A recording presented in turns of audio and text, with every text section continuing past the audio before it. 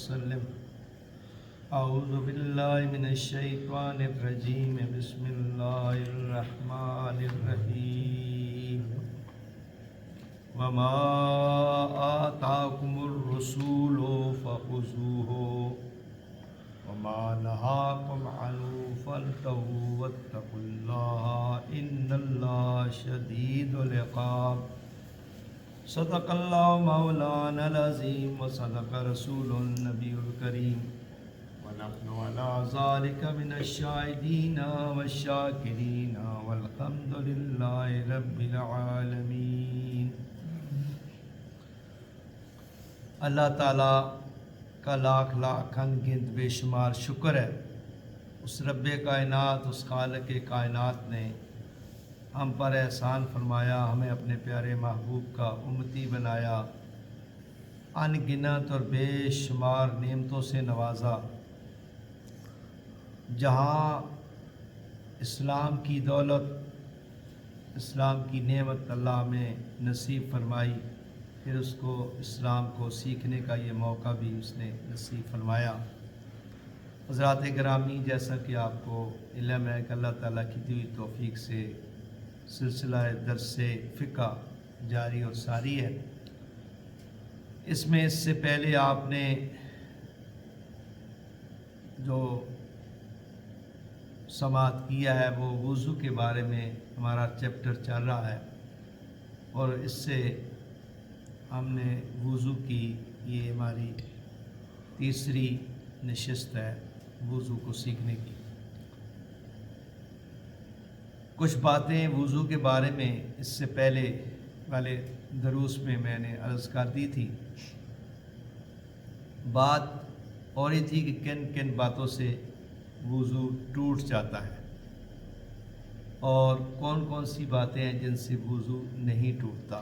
اس سلسلے میں آج ہم پڑھیں گے کہ بواسیر والے کے یا غیر بواسیر والے کی مکد، یعنی کانچ اس میں سے نکلی تو اس کا وضو ٹوٹا یا نہیں ٹوٹا۔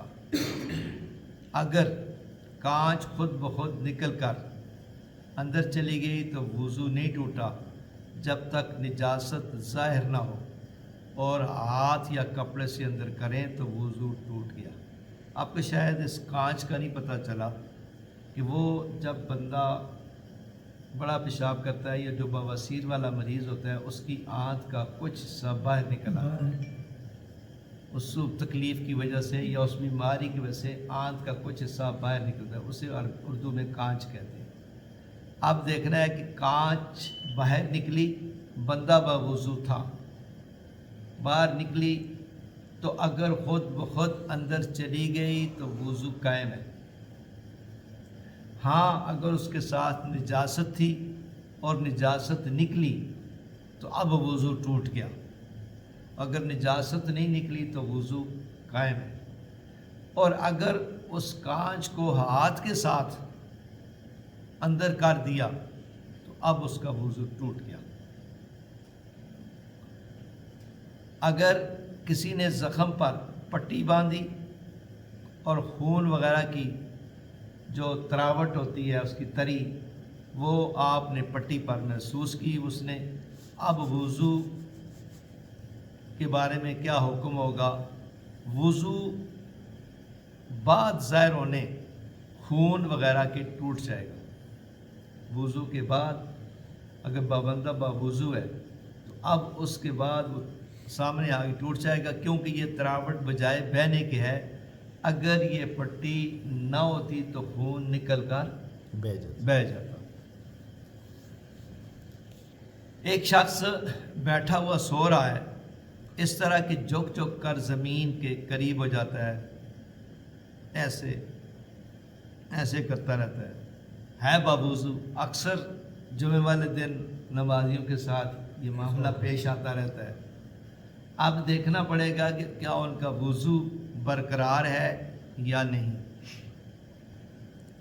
جب تک گرے نہیں تب تک وضو برقرار ہے، اگر گرتے ہی جاگ پڑا تب بھی وضو رہے گا، ورنہ نہیں. اسی طرح اگر ہوتا ہوا قریب کی باتیں سنتا رہے تو بھی وضو نہیں جاوے گا.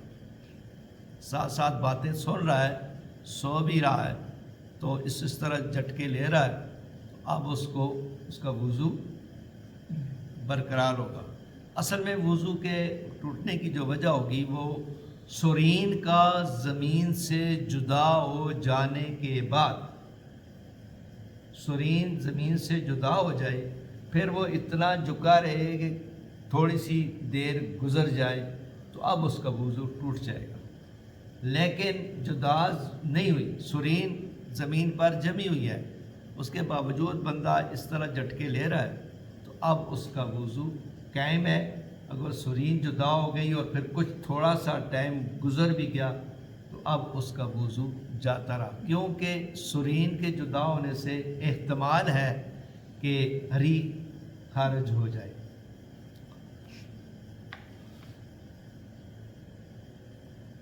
اپنی یا غیر کی شرمگاہ دیکھنے سے بھی وضو ٹوٹتا ہے یا نہیں ٹوٹتا؟ یہ بڑا اہم مسئلہ ہے. ہرگز نہیں ٹوٹتا. اگر اپنی یا غیر کی شرمگاہ کو چھو بھی لیا جائے تب بھی وضو نہیں جاتا. ہمارے کچھ دوست احباب ایسے کرتے ہیں کہ جب غسل کرتے ہیں تو غسل کرنے کے بعد، کپڑے پہننے کے بعد پھر وضو کرتے ہیں. کہتے ہیں جی کہ ہم جو غسل کیا تو اس کپڑے پہننے سے پہلے ہم ننگے تھے. اب اس لیے حالانکہ ایسی بات کوئی نہیں ہے. وضو اس غسل کرنے سے وضو ہو گیا، اب اگر کپڑے پہن لیے تو کوئی نہیں. اور اگر اپنے شرمگاہ کو چھو بھی لیا تب بھی وضو نہیں ٹوٹا. ہمارے امام کے نزدیک، امام اعظم رحمۃ اللہ علیہ کے نزدیک، اپنی شرمگاہ کو چھونے سے وضو نہیں ٹوٹتا.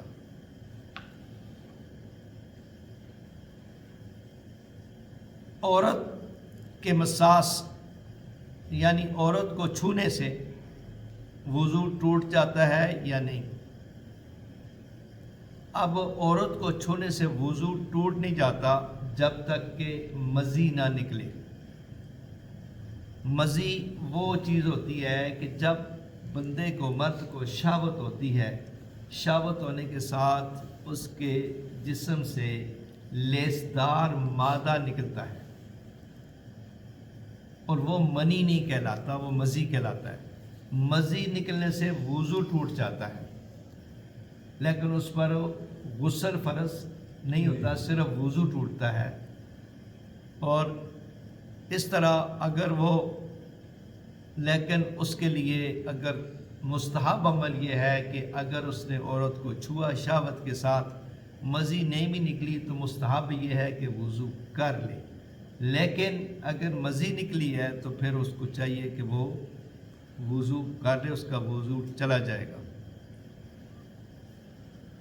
مکروہات وضو، یہ وہ باتیں تھیں جن سے وضو ٹوٹ جاتا ہے یا وضو نہیں ٹوٹتا. اس پر ہماری گفتگو ہو رہی تھی. ابھی مکروہات وضو کیا ہے؟ چہرے پر زور سے پانی مارنا یہ مکروہ ہے وضو کے دوران. پانی کا حاجت سے زیادہ کم یا بیش، جتنی ضرورت ہے وضو کرنے کے لیے اس سے پانی کم استعمال کرنا بھی مکروہ ہے، اور پانی زیادہ استعمال کرنا بھی مکروہ ہے. مثلا کام سے مراد ہے وہ پانی لے کے وہ مسا جیسے کرتے ہیں ایسے چوپڑ لے تو اس سے وہ اور یہ بھی نہیں ہے کہ اسراف کو پہنچے، پانی کی ضرورت تھوڑی اور ویسے ہی پانی منہ بار بار دھوتا رہے، تو یہ بھی مکروہات ہے. وضو کے اندر بلا ضرورت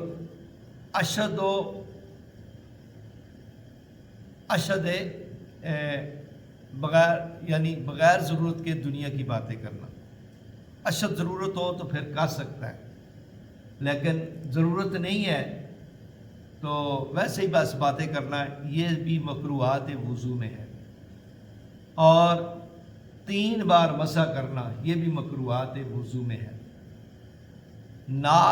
ناپاک مکان میں وضو کرنا، جس جگہ سے چھینٹیں اٹھیں اور ان کا امکان ہو کہ کپڑوں پر یا بدن پر پڑیں گے، وہ بھی.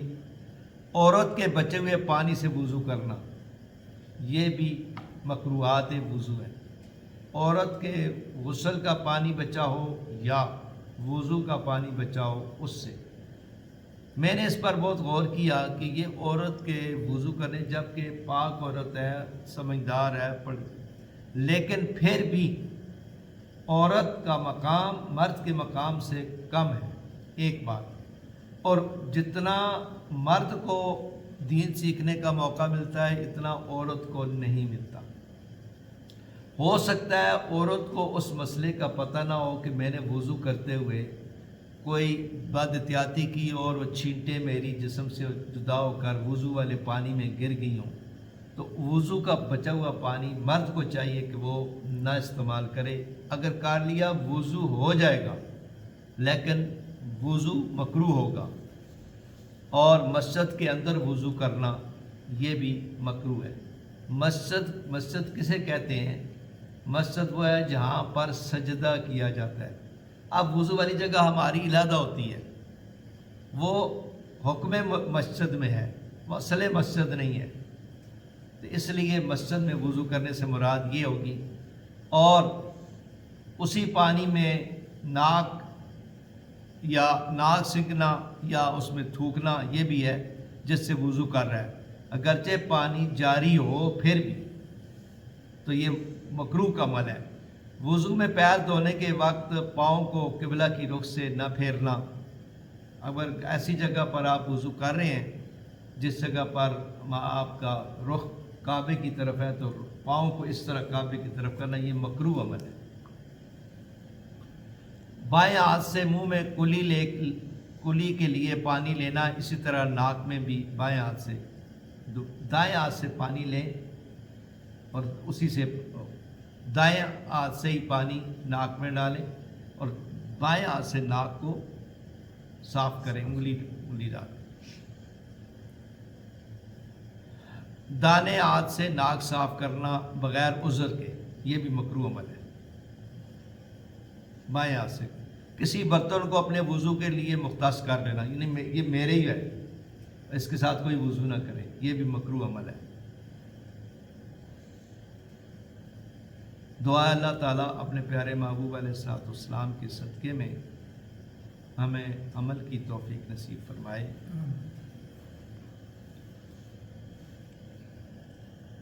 مسئلہ یہ ہے کہ